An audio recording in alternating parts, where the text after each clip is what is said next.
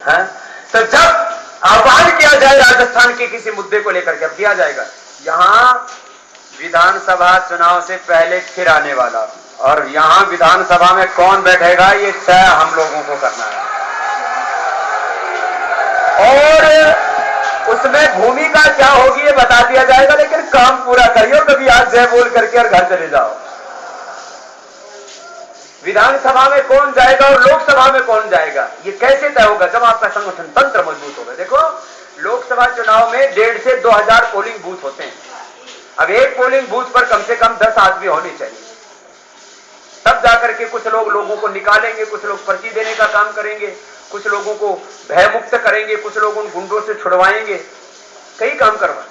तो कितने कार्यकर्ता होने चाहिए? यदि 2,000 बूथ हैं और 10-10 आदमी हुए तो 20,000। तो इतने कार्यकर्ता तो आप इकट्ठे कर लीजिए ना।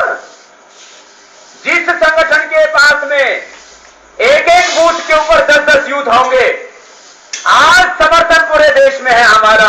आप संगठन को मजबूत कर दीजिए, हिंदुस्तान में जो हम चाहेंगे वो होगा।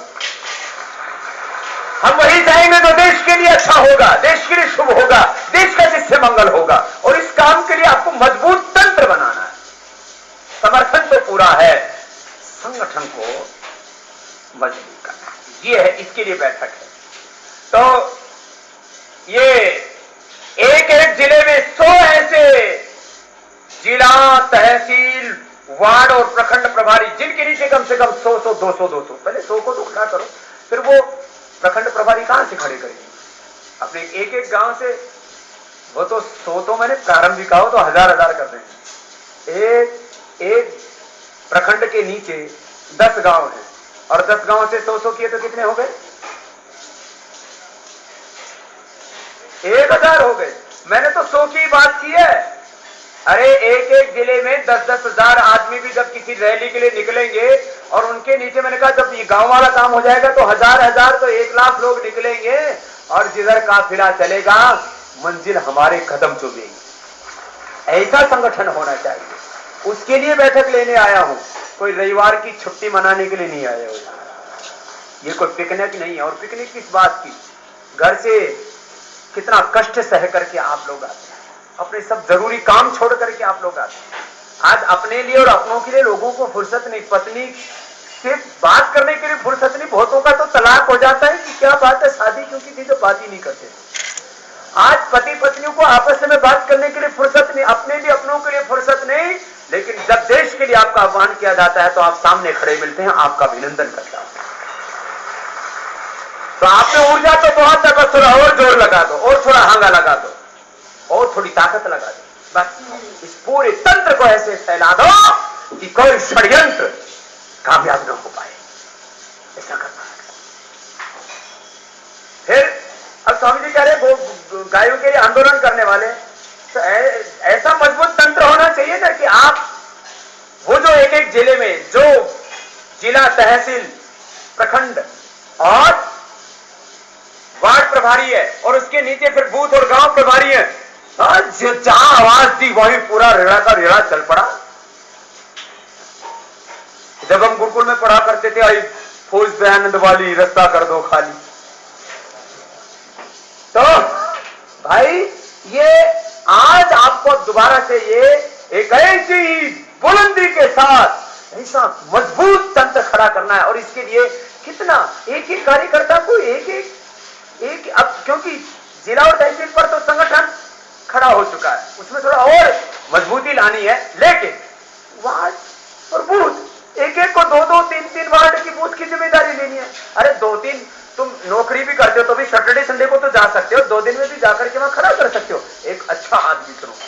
सबसे बड़ी भूमिका होती है कार्यकर्ता की। एक अच्छा आदमी घर में हो तो घर स्वर्ग बन जाता है। एक अच्छा आदमी संस्था में हो तो संस्था विश्व कीर्तिमान बना देती है। एक अच्छा आदमी किसी जिले में हो, डीएम या वहां का डीएसएसपी, पूरा जिले में अपराधी थर-थर कांपते हैं। एक अच्छा पीएम किसी प्रांत को मिल जाए तो पूरी दुनिया में उस प्रांत के चर्चे होते हैं। ऐसे एक सीएम इस देश को अच्छा मिल जाएगा तो पूरी दुनिया में चर्चा है। एक अच्छा आदमी चाहिए तो एक एक अच्छा, एक एक नेक आदमी चाहिए। क्योंकि ऐसे आदमी नहीं ढूंढ सकते। आप थोड़ा अपनी शक्ति को पहचानो। कई बार ना आप अपना मूल्यांकन ठीक से नहीं कर पाते। मैं यदि अपना मूल्यांकन नहीं करता तो आज मैं भी गाय भैंस भेड़ बकरी ऊंट चरा रहा होता। मैं ऊंट चराने को बुरा नहीं मानता, मैं गोबर खाने को बुरा नहीं मानता, मैं खेती करने को बुरा नहीं मानता। मैं तो आज भी कहता हूं उत्तम खेती मध्यमबान करे जागरे कुकर निदान। आज ही देश का काम करके वापस मुझे तो वही अपने आत्म आराधना और खेती से जुड़ने में आनंद है। वापस इस देश को खेत से जोड़ना है, लेकिन इसके साथ बड़ा काम भी तो करना है भाई। बड़ा काम तो बड़े लोगों को ही करना है। आप बड़े हो, अपने आप को पहचानो। आप लोग सोचते हम क्या कर सकते हैं बाबा जी, हम तो दुकानदार हैं, हम तो छोटे से कारोबारी हैं, हम तो एक लेक्चरर हैं, प्रोफेसर हैं। अरे भाई मैं तो कुछ भी नहीं था। और मैं आपसे दूसरी बात पूछता हूं, क्या था इब्राहिम लिंकन?